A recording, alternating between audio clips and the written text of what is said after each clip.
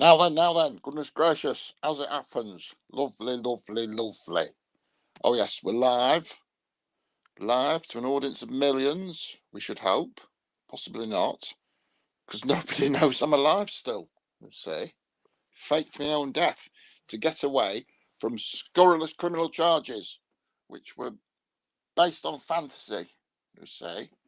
Oh, these girls, they see me on telly and they think, oh, what an absolute Adonis, a Greek god, you see. They can't get anywhere near me. So they make up all these stories to go, I shagged that Jimmy. Did they bollocks? Load of rubbish. Anyway, Jim the Pill is here. Crashed out drunk as usual. Oi, Jim the Pill. Jim the Pill. I can't get any space in my penthouse. Oh, state of him.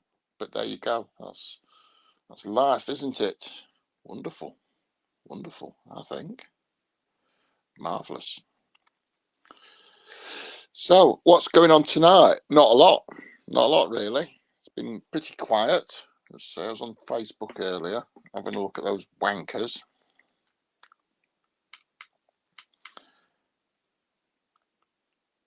They don't get any better, do they? Oh, lovely. Just having a look around the YouTube. Crooked House, hot. Broken locals lament the destruction of Britain's wonkiest pub. Oh dear. Oh, it's been demolished. Oh dear, oh dear. Crooked house. You see, it was too crooked. You had to knock it down. In my experience, you can't be too crooked. Always one step ahead of them, you see. That's how we roll, you see. Leeds Mafia style, you see. Me and other members of the Monday Morning Club do what we want. Sure, they could have fixed that. You see, should have asked me. Jim will fix it. That's in Dudley. Wouldn't know, wouldn't care. Don't travel too far these days. Until we get another COVID outbreak and I can put the mask on, might get recognised. Coppers might nick me. Can't have that.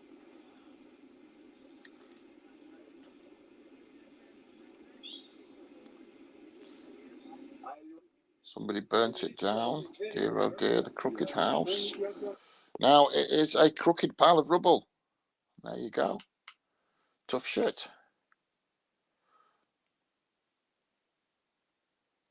The Crooked House, 1975 report. This is where bottles and balls roll uphill. Well, there's bound to have a few bottles in a pub, but who's taking balls down the pub? They should be drinking. Where people come in drunk and go out sober, isn't it? Yes, correct.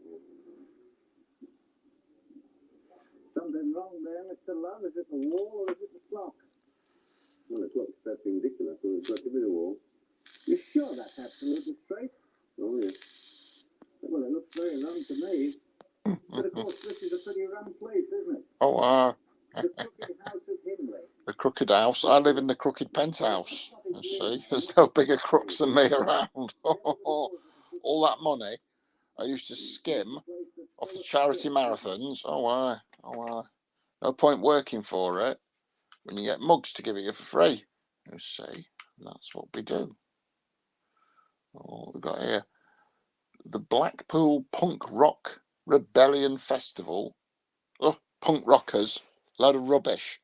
That Johnny Rotten, the filth that used to emanate from his mouth, disgusting, insulting the Queen, saying things about me, spreading unfounded rumours. I wish I'd known. I'd have sued the bastard. Money has no conscience. Take a few quid off him as soon as I take a few quid off anyone. See, easier than working for it, you know. Just have a top solicitor, the nation's leading QC on retainer, and those bloody newspapers soon shut up. I bollocks to them. You know, I won't stand for any messing about with people trying to slag off the brand Savile, you see. Won't stand for any of it. No messing about. 2 o'clock in the fucking boiler room. Oh, I judge, jury, and executioner. Wonderful. Oh. Commercial break. I'm just about to watch the latest on the serial killer, or alleged serial killer, Rex Hoyerman. Oh yes, the Gilgo Beach, Long Island killer. Oh yes. So you would think if you're innocent and you tell a judge not guilty, then you do everything to prove that, right? Like, take my DNA, it ain't me. That's not what Rex Hoyerman's doing, the Long Island serial killing suspect. He's facing a world of hurt right now, right? He's facing 3 murder charges for 3 of the 11 bodies. He's 59 and he's fat. You know, a world of hurt. 12 to 15 years in prison. Say, in a car kit. He won't give his DNA. He won't let them swab his cheek. They said that the prosecutors haven't established probable cause to take it. Okay, that's one tack in a defense. Good luck with that. But, you know, they found a pizza crust, right? I love this. It's the tactic that the detectives follow their suspect. And when he tosses out whatever he's eating or drinking into the garbage, they grab it. There it is, right there, Manhattan trash can. Well, the amount they pay them, you know, it's the only way they eat. Not a well-paid job. You think it would be, but it's not. Oh, wow. See if it's him or not, but he won't give it. Nope, he won't give his DNA. Won't give a urine sample because he says he refuses to have the piss taken out of him. That's one of mine. No, not very funny, but at least it's clean. See, cleanish. Because they do cluster them, right? They Marvelous. do places where they keep going back to dump their bodies. And we thought, is it random? We Googled it. I never did. I dumped them the whole British Isles. You'll never find them. Where serial killers have dumped bodies. Because I am Mr. Fix-It. Number 9, Lincoln Park, Baltimore, Maryland.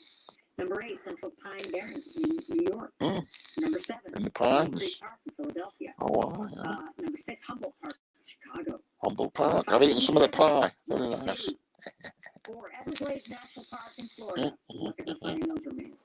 Number 3, Mojave Desert. That's California, Arizona, Utah, and Nevada. Number 2, Good place. Mountains, Pennsylvania. Full of skulls with all the teeth taken out. So that people can't talk about me after they're dead. You see. Oh, why? Bloody grasses. You see. I'll fix it for you. To be in Stoke Mandeville for 6 months with a fucking spinal injury. Oh, why? Bollocks to lots of them. And what's happening about my bloody BBC show with Steve Coogan playing me? Where's that? Huh? He didn't like it when they were found because he would lose them if they were found. Ted Bundy, notorious.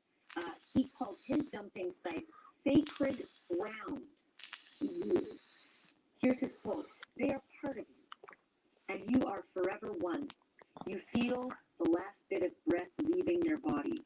You then possess them, and they shall forever be a part of you. And the grounds where you kill them or leave them become sacred to you. Oh, there you go. What do you expect out of a serial killer? He is a former homicide detective. He's also co-chair.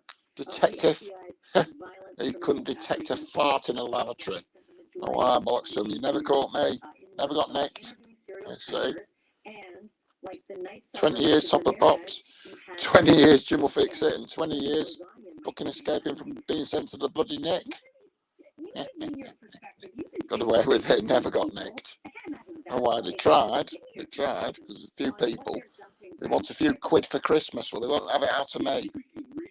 Dirty slags. When it comes to these dumping grounds, I think dumping grounds. Reasons why they're used. But what I've found over the course of my career, people that trained me and people I've worked alongside, it kind of seems consistent is the fact that the predator, like normal legitimate behaviors, is number one, looking to be successful. They want to get away with this. And they generally are going to pick a location that they can be successful in disposing of the body. Lovely. Enough about this criminality. You see, we've got enough of these rumours. Gossip, Still a load of rubbish. Oh, he's been nicked though. They got him. Oh, he wasn't quick enough, was he? He wasn't fast enough on his feet. All right. And if that were me, they wouldn't have found leftover pizza crust because I ate it all. I paid for it. I'm eating it. See, they'd never nick me. Go through my bins. There's very little there. Let's see.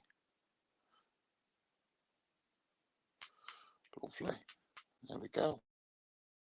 There we are, live on YouTube. Let's see.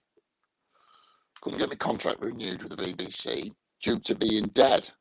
Let's see. And of course, those scurrilous rumours. Terrible.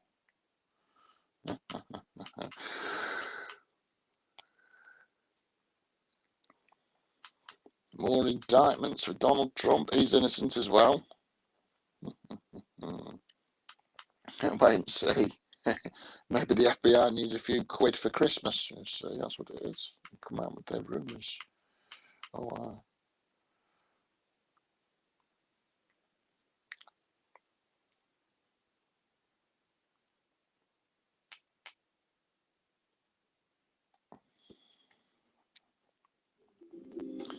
Got a fella here been shot dead. Oh dear, oh dear. That's the end of him. Oh, what was he up to? FBI agents have shot and killed a man in Utah during a raid in his home on Wednesday morning after he allegedly threatened to assassinate President Joe Biden, and federal prosecutors targeting Donald Trump.